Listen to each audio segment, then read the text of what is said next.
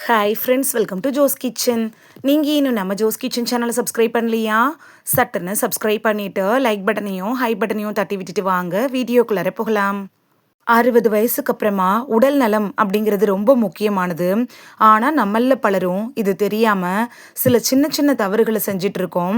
அந்த சின்ன தவறுகள் தான் பெரிய உடல்நல பிரச்சனையாக மாறிடுது. முழங்கால் வலி, முதுகு வலி, சர்க்கரை நோய், இதய நோய், தூக்கமின்மை, நினைவு திறன் குறையிறது, இது எல்லாமே வயதின் காரணமாக மட்டும் வர்றதில்ல. நம்ம தினசரி செய்கிற சில தவறுகளாலும் இதுக்கு ஒரு காரணமாக அமையுது. இன்னைக்கு இந்த வீடியோவில் 60 வயசுக்கு பிறகு கண்டிப்பாக செய்யக்கூடாத 7 பெரிய தவறுகள் பற்றி தான் தெளிவாக பார்க்க போகிறோம். ஸோ வீடியோவை ஸ்கிப் பண்ணாமல் பாருங்கள் ஃப்ரெண்ட்ஸ். இந்த தவறுகளை நீங்கள் தவிர்த்துட்டீங்கனாலே 70 வயதுலையும் 30 வயது போல் சுறுசுறுப்பாக வாழ முடியும். ஃபர்ஸ்ட் ஒன், உடற்பயிற்சி செய்யாமல் இருக்கிறது தாங்க. 60 வயசுக்கு அப்புறமா பலர் என்ன நினைப்பாங்க தெரியுமா? இப்போ வயசாகிடுச்சு, ஓய்வு எடுக்கணும் அப்படின்னு நினைப்பாங்க. ஆனால் இது மிகப்பெரிய தவறுங்க. உடற்பயிற்சி செய்யாமல் இருந்தீங்கன்னா தசைகள் பலவீனமாயிரும், எலும்புகள் மெலிஞ்சு போயிடும், முழங்கால் வலி அதிகமாயிரும், உடல் எடையும் அதிகமாயிரும். முக்கியமாக இரத்த ஓட்டம் குறைஞ்சு இதய நோய் வர்றதுக்கான அபாயமும் அதிகமாகிரும். அதனால தான் தினமும் குறைஞ்சது 30 நிமிஷமாவது நடைப்பயிற்சி நீங்கள் செய்யணும். நடைப்பயிற்சி செய்ய முடியாதவங்க வீட்டில் இருந்தே சேர் ஸ்குவாட் பண்ணலாம். சேரில் உட்காந்து எந்திரிச்சு இதை ஒரு 10 டைம் செஞ்சிங்கன்னா, அதுவும் 3 செட்டாக 30 டைம் செஞ்சால் போதும். லேசான யோகா வீட்டிலையே செய்யக்கூடிய சுவாச பயிற்சி, மூச்சு பயிற்சி, அதாவது மூச்சை உள்ளிருந்து வெளியில் இருக்கிறது, இது மாதிரியான பயிற்சிகளை நீங்கள் செஞ்சாலே போதும். 60 வயசுக்கு அப்புறமாவும் உங்களுக்கு ரொம்ப அது ஹெல்ப்ஃபுல்லாக இருக்கும். இப்படி செய்கிறப்ப உங்களோட உடல் சீராக இயங்க ஆரம்பிக்கும், ஆரோக்கியமாகவும் இருக்கலாம். செகண்ட் தவறு என்னன்னா, தண்ணி ரொம்ப குறைவாக குடிக்கிறது தாங்க. வயது அதிகமாகிறப்ப தாகம் அதிகமாகவே தெரியாது. இதனால நம்மள பலரும் தினமும் தேவையான அளவு தண்ணீரை குடிக்கிறதே இல்லை. இதனால என்ன ஆகும் தெரியுமா? சிறுநீரக பிரச்சனை வரும், மலச்சிக்கல் பிரச்சனை வரலாம், உடல் ரொம்ப சோர்வாகிரும், தோலும் உலர்ந்து போயிடும். பெரியவங்க தினமும் குறைஞ்சது 2லேருந்து 2 லிட்டர் தண்ணி குடிக்கிறது ரொம்ப அவசியமான ஒன்று தான். தண்ணி தான் உங்களோட உடலை சுத்தமாக வச்சுக்கிறதுக்கு உதவக்கூடிய முதல் உணவே.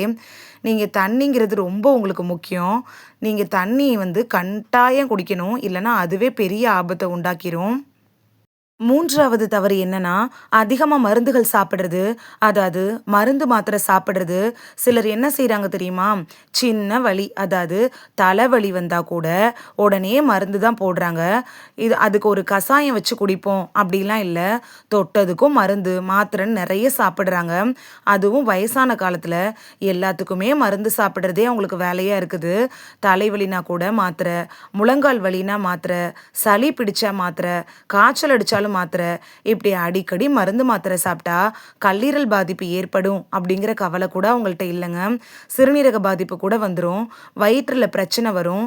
ஸோ இது எல்லாமே அதிகமாக ஒரு வாய்ப்புகளை கொடுத்துரும். எந்த மருந்துமே டாக்டரோட அட்வைஸ் இல்லாமல் நீங்கள் சாப்பிடக்கூடாது. நிறைய பேர் என்ன பண்ணுவாங்கன்னா, பக்கத்தில் இருக்க மெடிக்கல் ஷாப்புக்கு போய் வாங்கிட்டு வந்துடுவாங்க. ஏதாவது காய்ச்சல் வந்துச்சுன்னா, தலைவலி வந்துச்சுன்னா உடனே போய் மெடிக்கல் ஷாப்பில் வாங்கி சாப்பிட்றத நீங்கள் கட்டாயம் அவாய்ட் பண்ணணும். டாக்டரோட அட்வைஸ் இல்லாமல் நீங்கள் மருந்து மாத்திரைகளை எடுத்துக்கவே கூடாது. சாதாரண சளிக்கெல்லாம் நீங்கள் கஷாயம் மாதிரியானதை எடுத்துக்கலாம். 4வது தவறு என்னன்னு பார்க்கலாமா? அதிகமாக உப்பு, சர்க்கரையை சேர்த்துக்கிறது. 60 வயசுக்கு அப்புறமா உணவில் கட்டாயமாக நீங்கள் ரொம்ப ரொம்ப கவனம் செலுத்தணும். அதிக உப்பு சாப்பிட்டிங்கன்னா உயர் ரத்த அழுத்தம் வந்துடும், அதாவது ஹை பிபி. இதனால இதய நோய் வந்துடும், சிறுநீரக பிரச்சனை வரலாம். அதிகமாக சர்க்கரை சாப்பிட்டிங்கன்னா சர்க்கரை நோய் வந்துடும், உடல் எடையும் அதிகரிச்சிரும், நரம்புகள் பாதிப்படையும். அதனால உணவில் முடிஞ்ச அளவுக்கு காய்கறிகள், பழங்கள், கீரைகள், முழு தானியங்கள் இதை அதிகமாக சேர்த்துக்கோங்க. அதே மாதிரி டீ, காஃபி எல்லாத்தையுமே கொஞ்சம் தவிர்த்துருங்க.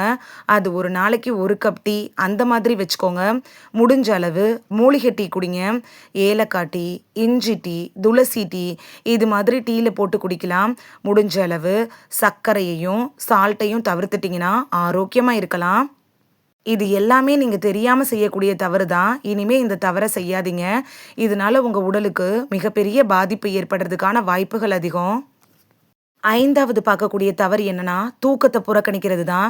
நெறைய பேருக்கு தூக்கமே வராது. திரும்பி திரும்பி படுப்பாங்க. இருந்தாலும் தூக்கம் வராது. நல்ல தூக்கம் இல்லன்னா, உடல் முழுவதுமே பாதிக்கப்பட்டுரும். தூக்கம் இல்லாததுனால உங்களோட நினைவாற்றல் குறைய ஆரம்பிக்கும். ஞாபக மறதி நெறைய வந்துரும். மன அழுத்தம் கூட வந்துரும்.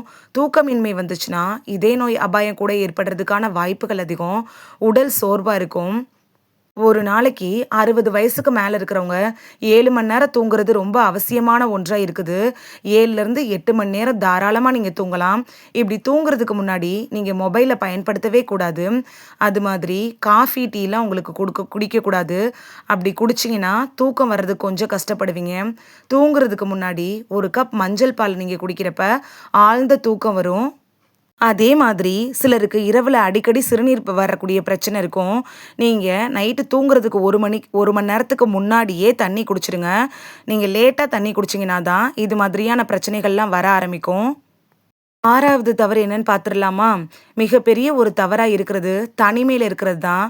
பல பெரியவங்க என்ன செய்வாங்கன்னா, தனிமையில வாழ ஆரம்பிச்சுருவாங்க.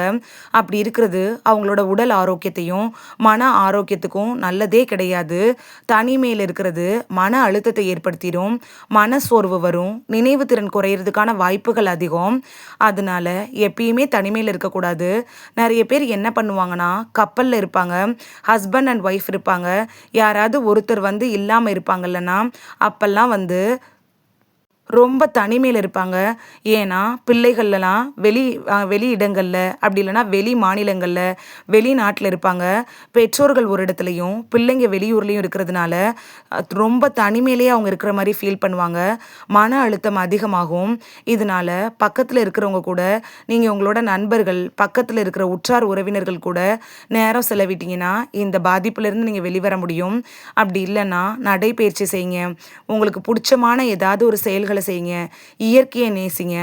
செடி, கொடிகள வளர்க்கிறது உங்களுக்கு பிடிக்கும்னா, அது மாதிரியா நீங்க பண்ணலாம். விவசாயம் கூட செய்யலாம். ஆடு, மாடு வளர்க்கிறது பிடிக்கும்னா, வீட்ல பூனை, நாய்க்குட்டி இது மாதிரியான பெட்டு கூட வளர்க்கலாம்.